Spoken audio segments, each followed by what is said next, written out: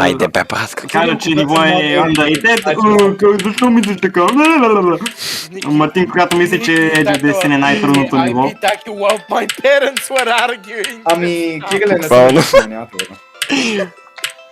Брат, аз не съм единствен, който мисли, че Гагатron дори е underrated. Ама да. Не съм И аз чувал го- да е по-трудно от Edge of Destiny, by the way. Защото всеки казва, че Edge of Destiny е някой топ 30. Ама това е друго. Искам да набия бан, за да попитам Мартина, ти не искаш ли да застреляш версията си от преди 3 месеца, дето каза, че Edge of Destiny е по-трудно от Slaughterhouse. Не, тогава бях болен. Тогава наистина бях болен. Верно ли си го казал,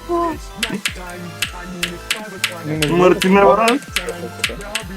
Станам край. Аз си го спомням това. Да, това го бях казал, да. То се опитва Санам Крайн.